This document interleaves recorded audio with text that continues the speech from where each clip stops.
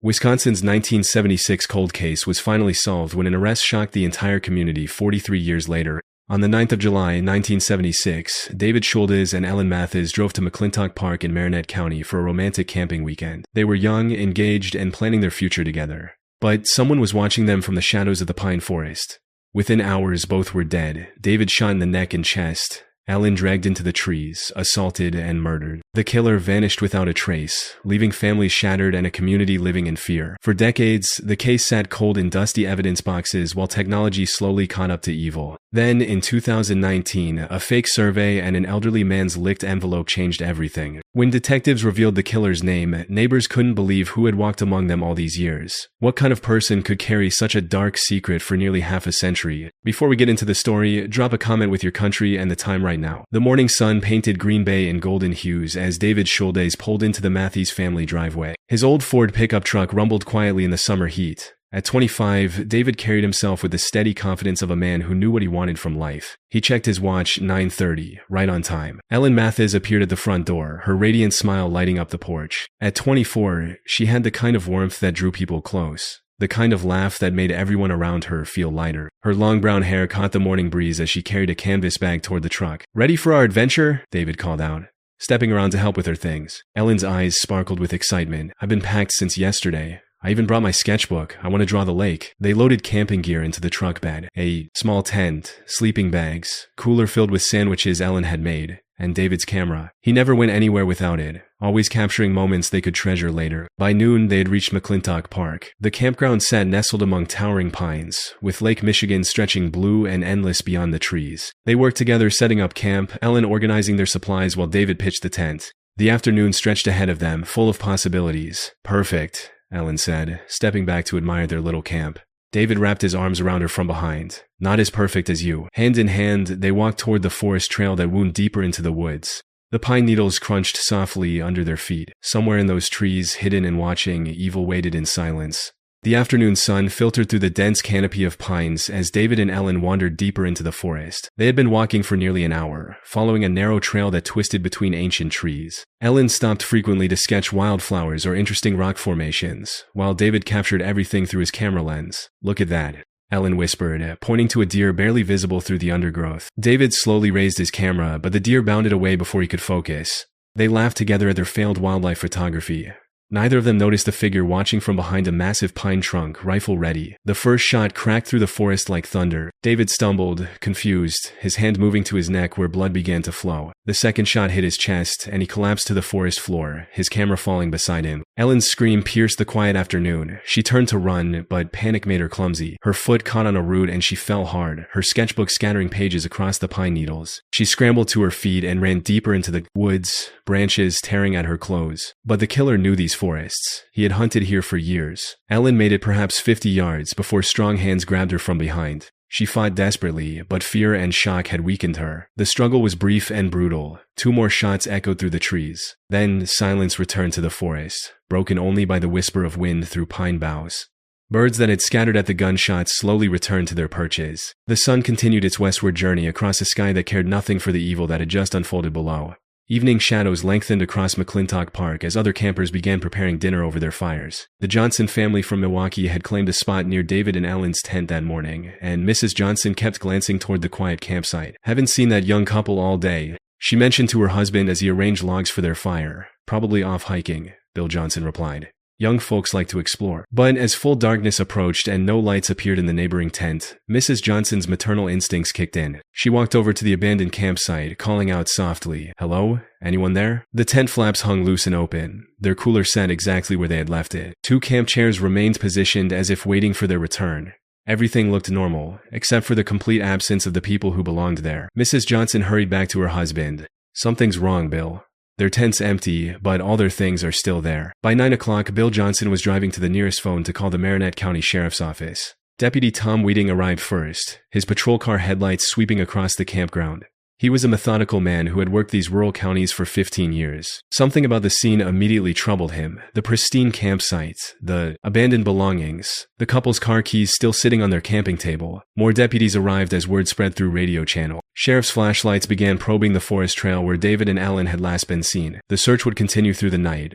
But deep in the woods, it was already too late. At 11:30, Deputy Wheating's radio crackled with the words that would haunt Marinette County for decades. "We've got 2 bodies. Send the coroner." Dawn broke gray and cold over Marinette County as news of the double murder spread like wildfire through small-town networks of phone calls and worried whispers. The Schuldes family in Green Bay received the devastating call at 6 in the morning. Marie Schuldes collapsed to her kitchen floor, the phone falling from her trembling hands. Across town, John Matheys stood in his driveway holding a cup of coffee that would grow cold in his grip as a sheriff's deputy delivered news that would shatter his world. His daughter Ellen, his bright and beautiful daughter who had been planning her wedding just yesterday, was gone forever.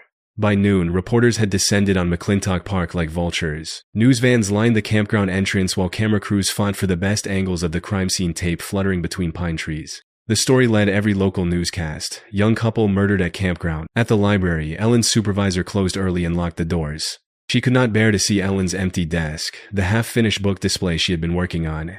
The coffee cup still sitting in the break room with lipstick marks on the rim. Vigils formed spontaneously that evening. At Green Bay's Central Park, hundreds of candles flickered in the summer darkness as friends and family gathered to remember 2 young lives cut short. Ellen's best friend since high school could barely speak through her tears as she tried to share memories of her friend's kindness and artistic talent. She was going to be married in October, she whispered to the crowd. She had her dress picked out. She was so happy. Marie Schuldes stood beside John Matheys at the vigil. 2 parents united in grief that no one should ever have to endure. Detective Tom Wheating spread the crime scene photographs across the conference table at the Marinette County Sheriff's Office. Each image told part of a story that made no sense. 2 young people brutally murdered with no apparent motive, no robbery, no signs of any connection to their killer. The evidence was both abundant and frustrating. Shell casings from a high-powered rifle. Footprints in the soft forest soil that led nowhere useful. Most importantly, biological evidence recovered from Ellen's body that would prove crucial decades later. Sheriff Robert Hayes assigned his best detectives to the case.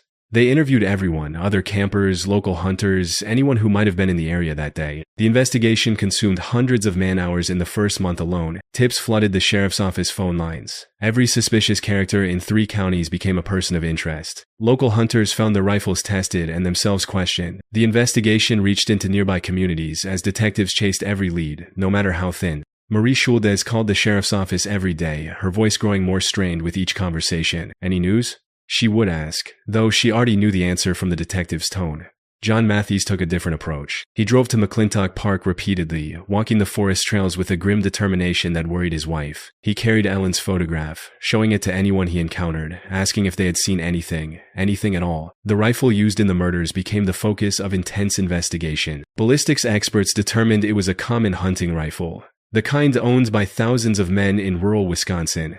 The killer had been a good shot. David was killed instantly with 2 precise shots, Ellen with 2 more. But in a county where hunting was a way of life, that description fit almost every adult male. The leaves turned gold and red that October, painting Marinette County in autumn colors that would have delighted Ellen if she had lived to see them. Instead, October brought the wedding date that would never come, the dress that would never be worn, the future that had died with 2 rifle shots in July. Sheriff Hayes called a community meeting at the local high school gymnasium. Nearly 300 people packed the bleachers, their faces reflecting months of fear and frustration. "We've followed up on over 400 tips," Sheriff Hayes told the crowd. "We've interviewed more than 200 people. We've tested dozens of firearms. But we haven't found our suspect yet." The questions from the audience grew heated. Why hadn't the killer been caught? Were their families safe? Should they be afraid to go camping, hiking, or even walking alone?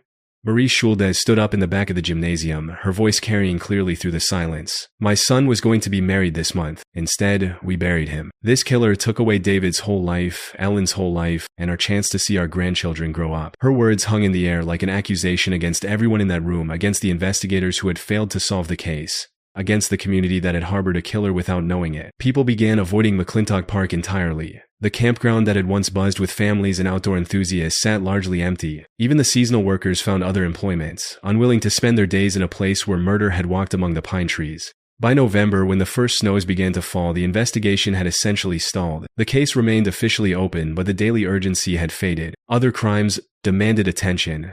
Other families needed justice. Snow fell heavily across Wisconsin in the winter of 1977, blanketing McClintock Park in white silence that seemed to muffle even the memory of summer violence. Inside the Marinette County Sheriff's Office, the David Schuldes and Ellen Matheys case file grew thicker with each passing month, but the leads grew thinner. Detective Tom Weeding had been reassigned to other cases, though the unsolved double murder haunted his quiet moments. He would sometimes pull the file from storage and spread the photographs across his desk, studying them as if the images might suddenly reveal a secret they had kept hidden. The evidence room held boxes of material collected from the crime scene and interviews, all carefully cataloged and preserved. Blood samples, fiber evidence, photographs, witness statements, everything needed to solve the case, except the one crucial element, a suspect who matched the evidence. New detectives rotated through the case as personnel changed. Each brought fresh eyes and different theories, but the results remained the same. The killer had left no clear trail to follow, no connections that led to a name and address. Marie Schuldes aged visibly through that first year. Her hair went gray, her smile disappeared, and she began avoiding social gatherings where people might ask about the investigation. She had lost not only her son, but also her faith that justice would ever come. John Matheys retreated into work, spending long hours at his mechanical shop fixing other people's problems since he could not fix his own. His wife worried about his increasing isolation, the way he flinched at unexpected sounds. The case file was officially transferred to the Cold Case Division in 1980, joining dozens of other unsolved crimes. A clerk typed "suspended pending new evidence" on the cover sheet and filed it in a storage cabinet that rarely saw visitors. Somewhere in Marinette County, their killer continued his ordinary life,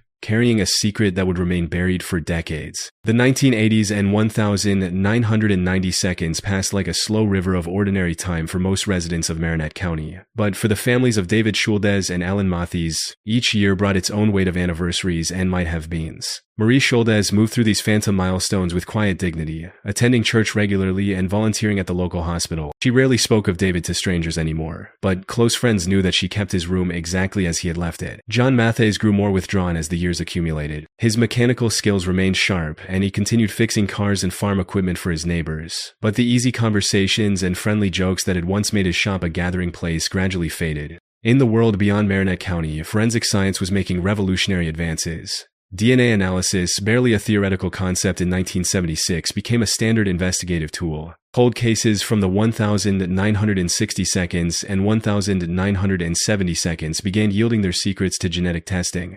At the Wisconsin State Crime Laboratory, a technician named Dr. Patricia Coleman made sure the biological evidence from the Schuldes-Matheys case was properly preserved and cataloged.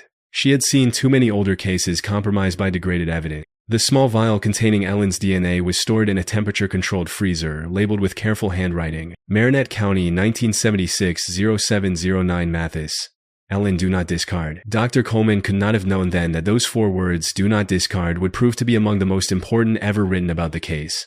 The preserved evidence would wait patiently in its frozen silence, molecular proof of a crime that time had not forgotten, even if the world seemed to have moved on. Other families dealt with their own losses, other communities faced their own unsolved mysteries. But in laboratories across Wisconsin, evidence waited with infinite patience for the day when science would finally catch up to evil. Detective Sarah Keller opened the dusty evidence box in 2003 with the careful reverence of someone who understood that cold cases were more than just files. They were families still waiting for answers. At 35, she had made solving forgotten crimes her specialty. The Schuldes-Matheys file had been sleeping in storage for over 25 years, but Sarah read every page as if the murders had happened yesterday. She studied crime scene photographs until she could close her eyes and visualize the forest trail where 2 young people had died. The biological evidence from Ellen's body had been carefully preserved. Sarah arranged for the samples to be tested using modern DNA analysis techniques that had been science fiction when the murders occurred. 2 weeks later, the results came back. Clear genetic markers from an unknown male. The DNA profile was entered into CODIS, the national DNA database that compared evidence from unsolved crimes with profiles from convicted criminals.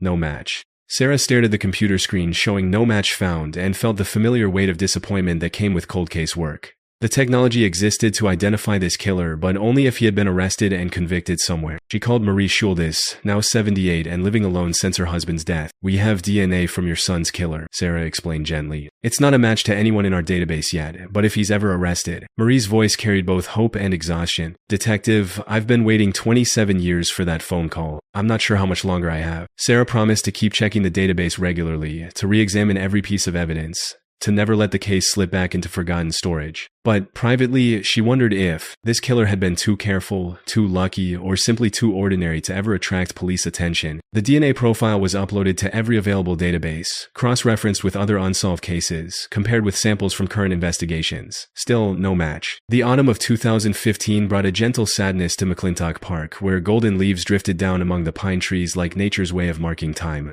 The camping season was ending, and soon the park would close for winter. Marie Schuldes, now 80 years old, made the drive to Marinette County one final time. Her arthritis made walking difficult, but she was determined to visit the place where her son had died. She had brought fresh flowers, white roses, David's favorite, and a small photograph of him in his high school graduation cap and gown. Standing at the edge of the forest trail, Marie whispered words she had carried in her heart for decades. "I'm getting old, David. I don't know how much longer I can wait for answers." The newspapers ran their periodic anniversary stories that year, marking 4 decades since the unsolved double murder. 40 years later, Marinette County's most infamous cold case remains unsolved, read the headline in the Green Bay Press-Gazette. Ellen's childhood friend had married, raised 3 children, and now watched her own grandchildren play in the same parks where she and Ellen had spent their summers. She kept Ellen's memory alive through stories shared at family gatherings, but sometimes weeks would pass when she didn't think about the case at all. That was the cruel mathematics of time. Even the most shocking tragedies eventually faded into background noise as daily life demanded attention. New crimes, new mysteries, new sources of fear and fascination captured public attention. Detective Sarah Keller, now working other cases, still checked the DNA database monthly, but without much hope. The killer's profile had been compared against hundreds of thousands of samples with no matches. At McClintock Park, a memorial plaque had been installed near the campground entrance, in memory of David Schuldes and Ellen Matheys, the 9th of July, 1976. Campers would sometimes pause to read it, but most drove past without noticing. In the winter of 2018, Detective Sarah Keller walked into a conference room at the Marinette County Sheriff's Office carrying a manila folder that would change everything. At 50, she had solved dozens of cold cases, but the Schuldes Matheys murders remained her most persistent failure. "I want to try something different," Sarah began, opening her folder. Something that didn't exist when this case went cold. She pulled out a thick document titled Genetic Genealogy in Criminal Investigation. The technique had recently gained national attention when police used consumer DNA databases to identify the Golden State Killer after decades. "We take our DNA profile from the crime scene and upload it to genealogy websites," Sarah explained. GE Match, Family Tree DNA, places where people go to research their family history. "We build a family tree from the killer's DNA and work backward to identify him through his relatives." Sheriff Stevens leaned forward, skeptical but interested. "You're saying we can catch this guy through his cousins? Third cousins, fourth cousins, distant relatives who have no idea they're related to a killer? The DNA doesn't lie about family connections." The room fell silent except for the hum of fluorescent lights and the whisper of snow against the windows. After 42 years, they were proposing to hunt a killer through his family tree. Detective Mike Torres, the youngest investigator on the team, spoke up. "What do we need to do?" Sarah smiled for the first time in months. "We need to send our sample to a specialist lab that can work with genealogy databases. Then we need patience, luck, and really good genealogical research skills." Within a week, the preserved DNA sample that had waited so long in storage was on its way to a laboratory in Virginia, where scientists would unlock secrets hidden in genetic code for nearly half a century. The Parabon Nanolabs facility in Virginia hummed with quiet intensity as Dr. Ellen Graytack processed the 42-year-old DNA sample from Wisconsin. Under controlled conditions, technicians extracted genetic material from Ellen Matheys' preserved evidence and converted it into a format compatible with consumer genealogy databases. The profile was uploaded to GE DatMatch, a database where people who had taken consumer DNA tests could find distant relatives. Within hours, the system began identifying genetic matches, distant cousins who shared small segments of DNA with the killer. Dr. Graytack called Sarah Keller with results. "We have matches. Several hundred fourth and fifth cousins, mostly concentrated in Wisconsin and Michigan. This person has deep roots in the area." Sarah felt her pulse quicken. After decades of waiting, they finally had a trail to follow. The genealogical research began immediately. Working with professional genealogist C.E. Moore, the team started building family trees from the DNA matches. They traced genetic connections back through generations of Wisconsin families, looking for common ancestors who would lead them to the killer's identity.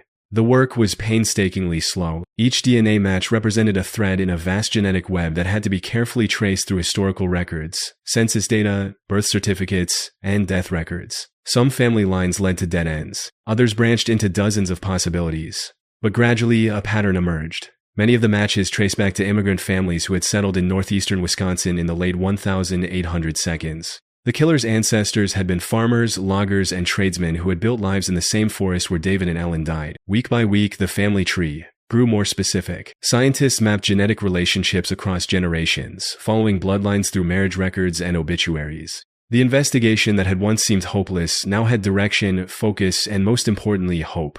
By early 2019, they had narrowed the possibilities to a handful of elderly men living in Marinette County, descendants of those original immigrant families who still lived within miles of McClintock Park. The breakthrough came on a snowy morning in February 2019, When genealogist C.E. Moore called Sarah Keller with excitement barely contained in her professional voice. "I think we've narrowed it down," she said. Two elderly brothers living in Marinette County. Both the right age, both matched the geographic profile. Sarah stared at the names written on her notepad. Raymond van Nieuwenhoven, age 82, and his younger brother Donald, age 78. Both had lived in the area their entire lives. Both would have been in their late 30s in 1976, the right age for the physical strength required. The family tree research had taken months, but the genealogical evidence was solid. These brothers descended from the same immigrant ancestors as many of the DNA matches found in the databases. They lived within 30 miles of McClintock Park. They had been adults in 1976. Sarah drove to the small rural area where both brothers lived, conducting discreet surveillance from her unmarked car. Raymond lived alone in a modest house surrounded by pine trees. His brother Donald lived a few miles away with his wife of 50 years. Background checks revealed unremarkable lives. Raymond had worked various jobs: logger, factory worker, maintenance man. He had never married, kept to himself, and had no criminal record beyond minor traffic violations. Donald had raised a family and worked at the local paper mill until retirement. On paper, both men looked like ordinary rural Wisconsin residents, but genetics had connected one of them to the most notorious unsolved crime in Marinette County history. Sarah studied crime scene photographs and compared them to current images of both brothers. The evidence pointed more strongly toward Raymond, but they needed definitive proof. They needed his DNA. The plan was elegant in its simplicity. Sarah Keller and her team designed a fake community survey about local environmental concerns, the kind of official-looking questionnaire that rural residents might reasonably expect from county government. The survey included a postage-paid return envelope that would require the respondent to lick the seal. Raymond van Nieuwenhoven was typed carefully across the address label. Sarah held the envelope for a long moment before placing it in the outgoing mail. After 43 years, justice might be contained in this small white rectangle. The waiting began immediately. Would he respond at all? Would he suspect something? Each day that passed without the survey's return felt like a small defeat. On the 15th of February 2019, exactly 1 week after the survey was mailed, it appeared in the sheriff's office mail delivery. Sarah's hands trembled slightly as she held the returned envelope up to the light. She could see that it had been sealed with saliva. "This is it," she whispered to Detective Mike Torres.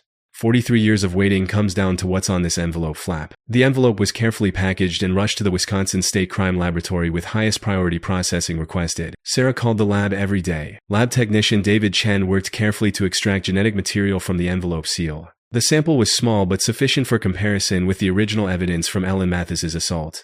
The decades-old DNA profile was loaded into the computer system alongside the new sample. On the 4th of March 2019, Chen called Sarah with two simple words that would echo through Marinette County. "It's him." The DNA match was perfect. Every genetic marker aligned exactly. The probability of coincidence was less than 1 in several trillion. After 43 years, they had found David and Ellen's killer. At the Wisconsin State Crime Laboratory, David Chen stared at his computer screen in amazement. In 15 years of forensic work, he had never seen such a perfect DNA match. Every genetic marker aligned exactly. Sarah Keller answered her phone on the first ring. "Detective Keller, this is David Chen at the state lab. Your DNA comparison from the Marinette County case, it's a perfect match. 13 CODIS markers, all identical. This is definitely your guy." Sarah closed her eyes and felt 43 years of weight lifting from her shoulders. "You're absolutely certain? As certain as science allows. Raymond van Nieuwenhoven's DNA matches the evidence from Ellen Matheys' assault. He's your killer." Sarah immediately called Sheriff Stevens, who had been waiting by his phone. "We got him, Sheriff. The DNA matches perfectly." The sheriff's office erupted in quiet celebration, handshakes, backslaps, and the satisfaction of knowing that persistence had finally paid off. Detective Mike Torres wiped away tears he didn't know he'd been holding back. But celebration quickly gave way to planning. They needed to arrest an 82-year-old man for crimes committed when he was 39. They needed to notify families who had waited decades for this moment. Sarah made the most important call first. Marie Schuldes, now 84 and living in a Green Bay assisted living facility, answered her phone with the careful voice of someone who had received too much bad news over the years. "Mrs. Schuldes, this is Detective Sarah Keller. We found him. We found David's killer." The silence on the line stretched for nearly 10 seconds before Marie whispered, "After all these years, are you certain?" "Yes, ma'am. DNA doesn't lie. We'll have him in custody soon." Arrest took place on a quiet Wednesday morning in March 2019. Sarah Keller led a team of 6 officers to Raymond van Nieuwenhoven's small house, surrounded by the same pine forest where he had committed murder 4 decades earlier. Van Nieuwenhoven answered the door in worn work clothes, his weathered face showing no surprise at seeing police officers. At 82, he moved slowly, but his eyes remained alert and watchful. "Raymond van Nieuwenhoven," Sarah said, her voice steady despite the moment she had imagined for years. "You're under arrest for the murders of David Schuldes and Ellen Matheys." He said nothing as the handcuffs clicked around his wrists. No denial, no questions, no expression of shock or confusion. He submitted to arrest with the resigned calm of someone who had been expecting this moment for a very long time. The house was searched immediately. In a back bedroom, investigators found hunting rifles and boxes of ammunition. In the basement, old camping gear that might have been used in 1976. Nothing that directly connected to the murders, but everything that supported the profile of someone who knew the forests and was comfortable with firearms. As Van Nieuwenhoven was loaded into the patrol car, neighbors began gathering on their porches and in their driveways. Word spread quickly through the rural community. The quiet man who had lived among them for decades was the killer they had feared. Mrs. Patterson, who lived across the road, told reporters later, "He kept to himself, never caused any trouble. You'd never think. How do you live with something like that for 43 years? The patrol car pulled away, carrying Raymond Van Nieuwenhoven toward a justice that had been 43 years in coming. The legal system moved slowly through 2020, complicated by Van Nieuwenhoven's age and a global pandemic that delayed court proceedings. His defense attorneys filed motion after motion challenging his competency to stand trial, questioning the admissibility of genetic genealogy evidence, arguing that his advanced age made prosecution meaningless. Competency hearings filled the courthouse as psychologists evaluated whether an 82-year-old man could understand the charges and assist in his own defense. The evaluations concluded that despite his age, Van Nieuwenhoven remained mentally sharp and fully aware of the severity of his situation. Marie Schuldes, now 85, followed every court filing from her assisted living facility. Her daughter would read her the newspaper articles about delays and legal maneuvering, each postponement feeling like another small injustice after decades of waiting. Ellen's surviving family members, her sister Patricia and brother Michael, had mixed feelings about the long-delayed prosecution. Part of them wanted to see justice served, but part of them worried about reliving the trauma in open court. The defense team, led by attorney Mark Benson, faced an almost impossible task. The DNA evidence was overwhelming, and genetic genealogy had been accepted by courts in other states. Their best strategy seemed to be emphasizing Van Nieuwenhoven's age and the passage of time, but prosecutor Douglas Drexler was determined to see the case through to trial. "Justice delayed is not justice denied," he told reporters. David Schuldes and Ellen Matheys deserve their day in court, even if it comes 45 years later. Finally, in early 2021, Judge Michael Waterman set a trial date for June. The Marinette County Courthouse had never seen anything like the media circus that descended in June 2021. Reporters from national news networks set up equipment on the courthouse steps, while local residents lined up before dawn, hoping to secure seats in the small courtroom gallery. Marie Schuldes arrived in a wheelchair, pushed by her daughter. At 86, she had insisted on attending despite her failing health. "I've waited 45 years for this day," she told reporters. "I won't miss it now." Ellen's sister Patricia, now 65, sat beside Marie in the front row. The two women who had shared decades of grief now shared the hope that justice would finally be served. Raymond Van Nieuwenhoven shuffled into the courtroom wearing an orange jumpsuit, his hands shackled. At 84, he appeared frail and elderly, a stark contrast to the young man who had committed brutal murder in 1976. The jury, 12 residents of Marinette County, stared at him with fascination and revulsion. Prosecutor Douglas Drexler stood to deliver his opening statement, holding crime scene photographs that had been sealed away for decades. In July 1976, David Schuldes and Ellen Matheys went to McClintock Park for a romantic weekend. They were young, they were in love, and they were planning their wedding. They never came home. He displayed the engagement photo of David and Ellen, their faces radiant with happiness. Several jurors wiped away tears. The evidence will show that this defendant, Drexler pointed directly at Van Nieuwenhoven, shot David Schuldes twice, killing him instantly. Then he dragged Ellen Matheys into the woods, sexually assaulted her, and shot her twice in the chest. For 45 years, he has lived free while David and Ellen lay in their graves. Today, justice begins. Defense attorney Mark Benson's opening was brief and subdued. He could not dispute the DNA evidence, so he focused on Van Nieuwenhoven's age and the passage of time, suggesting that prosecuting an elderly man served no purpose. But the families in the gallery knew better. Justice had no expiration date. Day 3 of the trial brought the most crucial testimony. Detective Sarah Keller took the witness stand and methodically walked the jury through 43 years of investigation. She explained how the case had gone cold, how DNA technology had finally caught up to the evidence, and how genetic genealogy had led them to Van Nieuwenhoven. The DNA evidence is unambiguous. Sarah testified, "The probability that someone other than the defendant left that evidence is less than 1 in several trillion." Dr. Ellen Graytak from Parabon Nanolabs explained the genetic genealogy process to the jury, showing how they had built family trees from DNA matches and traced them back to identify the suspect. Her testimony was technical, but compelling science had finally solved what traditional detective work could not. The most emotional testimony came from the original crime scene investigators, now elderly men who had carried the weight of this unsolved case for decades. Deputy Tom Wheating, now 78 and retired, spoke about finding the bodies in the forest and the years of frustration that followed. "I never stopped thinking about David and Ellen," he said, his voice breaking. "I always hoped I'd live long enough to see their killer caught." The defense called no witnesses.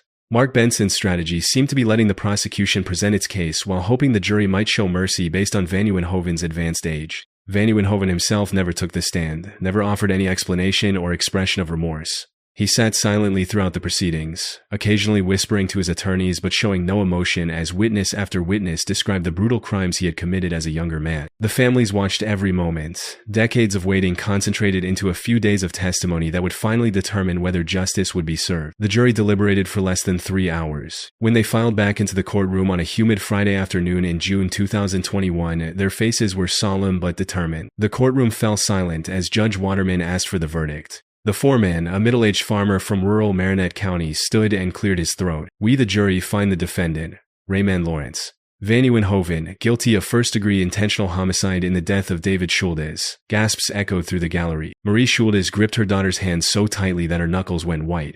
"We, the jury, find the defendant, Raymond Lawrence Van Nieuwenhoven, guilty of first-degree intentional homicide in the death of Ellen Matheys." This time, the gasps turned to quiet sobs. Ellen's sister Patricia buried her face in her hands, 45 years of waiting finally over. In the gallery, Detective Sarah Keller wiped away tears she had been holding back for decades. Van Nieuwenhoven showed no reaction to the verdicts. He sat motionless as the judge polled each juror individually, confirming their unanimous decision, guilty on both counts. Justice at last. Judge Waterman scheduled sentencing for the following month, but the families already knew what it would be. Wisconsin law required life imprisonment for first-degree intentional homicide. Van Nieuwenhoven would spend whatever time he had left behind bars. Outside the courthouse, Marie Schuldes spoke briefly to reporters from her wheelchair. "I never thought I'd live to see this day," she said, her voice barely above a whisper. "David can finally rest in peace." Ellen's sister Patricia stood beside her.